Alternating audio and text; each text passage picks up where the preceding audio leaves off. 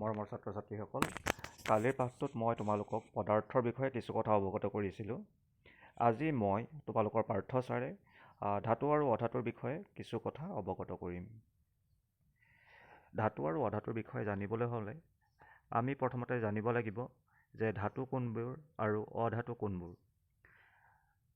তাকে কৰিবলৈ যাওঁতে আমি ধাতু আৰু অধাতুৰ বাহ্যিক ৰূপবিলাক প্ৰথমতে চাব লাগিব। বাহ্যিক ৰূপবিলাক কি বাৰু?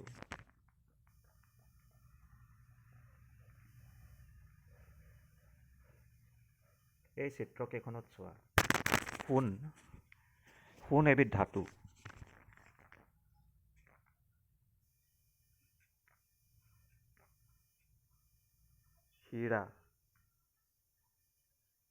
হীৰা এবিধ অধাতু। ছিলিকন এবিধ ধাতু আৰু তাম এবিধ ধাতু।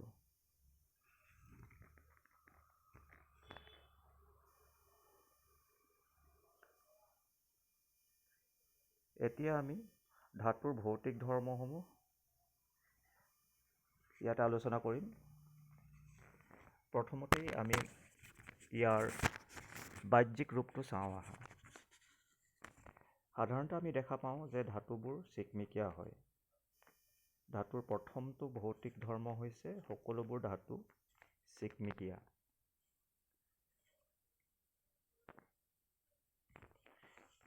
দ্বিতীয় ভৌতিক ধৰ্মটো হৈছে ধাতুবোৰ তাপৰ সুপৰিবাহী। সকলোবোৰ ধাতুৰ মাজেৰে তাপ পাৰ হৈ যাব পাৰে। তৃতীয়টো ধৰ্ম হৈছে ধাতুবোৰ বিদ্যুতৰ সুপৰিবাহী, অৰ্থাৎ ধাতুৰ মাজেদি বিদ্যুৎ প্ৰবাহিত হ'ব পাৰে। ধাতুৰ আৰু এটা ধৰ্ম আছে, ভৌতিক ধৰ্ম, সেইটো হৈছে ধাতুবোৰ নমনীয়। ধাতুৰ নমনীয়তা বুলিলে আমি কি বুজো? ধাতুৰ যি ধৰ্মৰ বাবে ইয়াক টানি টানি তাৰলৈ পৰিণত কৰিব পাৰি, তাকে ধাতুৰ নমনীয়তা বুলি কোৱা হয়। সকলোবোৰ ধাতুৱেই নমনীয় হয়। তাৰ পিছৰ ভৌতিক ধৰ্মটো হৈছে ধাতুবোৰ ঘাত সহনীয়। ঘাত সহনীয়তা মানে কি? এইটো এটা ধাতুৰ বিশেষ ধৰ্ম যে ধাতুক কোবাই কোবাই পাতল আকাৰত গঢ় দিব পৰা যায়।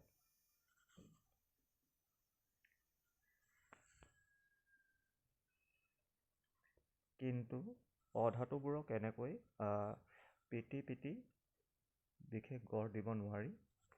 কিন্তু সকলোবোৰ ধাতুকে কোবাই এটা বিশেষ ৰূপ দিব পাৰি আৰু ধাতুৰ এই বিশেষ ধৰ্মটোক ঘাত সহনীয়তা বুলি কোৱা হয়।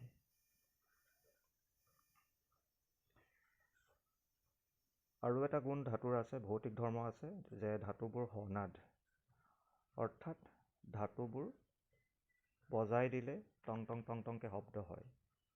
কিন্তু অধাতুসমূহ এনেকৈ বজাব নোৱাৰি।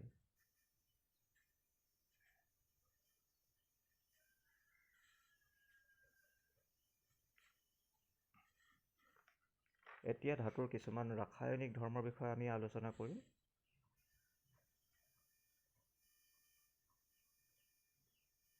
ধাতুৱে অক্সিজেনৰ লগত বিক্ৰিয়া কৰি ধাতৱ অক্সাইড উৎপন্ন কৰিব পাৰে। উদাহৰণস্বৰূপে মেগনেছিয়ামে অক্সিজেনৰ লগত বিক্ৰিয়া কৰি মেগনেছিয়াম অক্সাইড প্ৰস্তুত কৰে।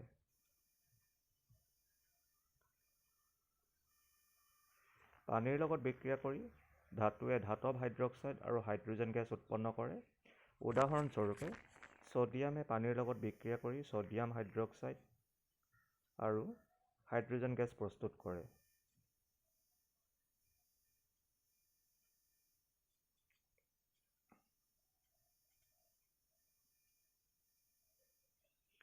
ধাতুৱে অম্লৰ লগত বিক্ৰিয়া কৰি ধাতৱ লৱণ আৰু হাইড্ৰজেন গেছ উৎপন্ন কৰে।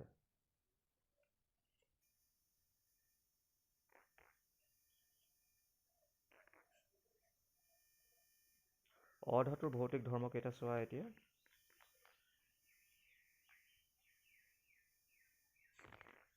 ধাতুৰ দৰে অধাতুবোৰ চিকমিকিয়া নহয়। ইয়াৰ বাহ্যিক ৰূপটো হৈছে যে ই অনুজ্জ্বল। সকলোবোৰ অধাতু অনুজ্জ্বল। দ্বিতীয়তে, অধাতুসমূহ তাপৰ কুপৰিবাহী। তৃতীয়তে,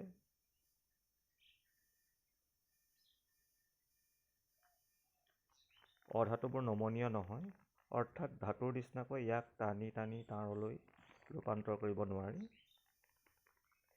অধাতুবোৰ ঘাত সহনীয় নহয়, অৰ্থাৎ পিটি পিটি ইয়াক এটা বিশেষ গঢ় দিব নোৱাৰি বা পিটিলে ই ভাঙি গুৰি হৈ যায়। অধাতুবোৰ সনাদ নহয়, ধাতুৰ নিচিনাকৈ বজাই দিলে ই শব্দ সৃষ্টি নকৰে।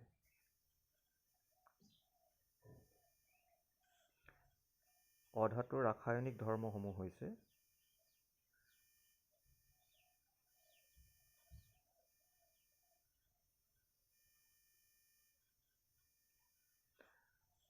অধাতুসমূহে অক্সিজেনৰ লগত বিক্ৰিয়া কৰি অধাতুৰ অক্সাইড উৎপন্ন কৰে। উদাহৰণস্বৰূপে, ছালফাৰে অক্সিজেনৰ লগত বিক্ৰিয়া কৰি ছালফাৰ ডাই অক্সাইড প্ৰস্তুত কৰে।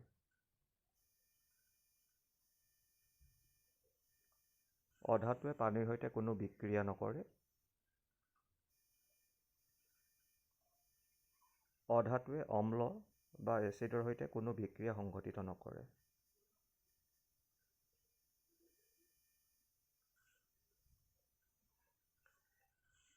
এতিয়া বিশেষ গুণ থকা কিছু ধাতু আৰু অধাতুৰ বিষয়ে কিছু কথা ইয়াতে মই উল্লেখ কৰিব বিচাৰিছোঁ।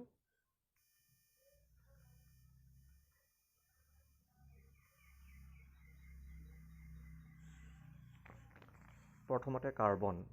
কাৰ্বন অধাতু যদিও ই বিদ্যুতৰ সুপৰিবাহী হয়। হীৰা অধাতু যদিও চিকমিকিয়া হয়।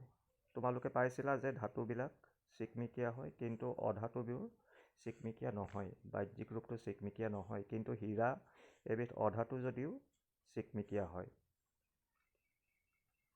পটাছিয়াম ধাতু যদিও ই কোমল হয়।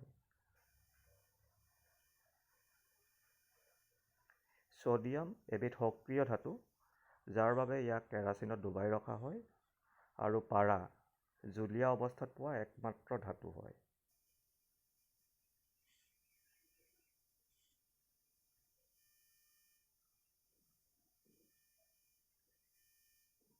তোমালোকক কালিৰ পাঠটোত মই ধাতুকল্পৰ বিষয়ে কিছু কথা কৈছিলোঁ। ইয়াতে কিছুমান উদাহৰণৰ সৈতে মই আকৌ এবাৰ ধাতুকল্পৰ বিষয়ে কৈছোঁ। ধাতুকল্প হৈছে সেইবোৰ মৌল যিবোৰ মৌলই ধাতু আৰু অধাতু দুয়োটাৰে ধৰ্মবোৰ দেখুৱায়। আৰু এনেবোৰ মৌলকে ধাতুকল্প বুলি কোৱা হয়। উদাহৰণস্বৰূপে বোৰন।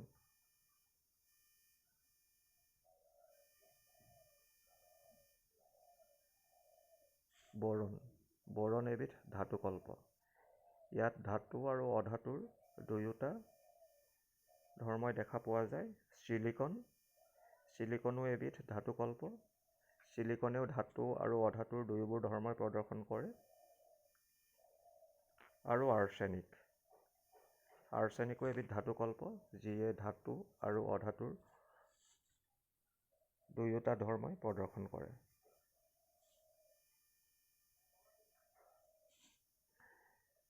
এই পাঠটোৰ পৰা ধাতু আৰু অধাতুৰ বিষয়ে তোমালোকে কিছু কথা জানিব পাৰিলা।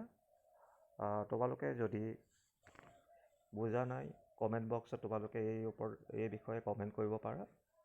আজিলৈ সামৰিছোঁ। ধন্যবাদ।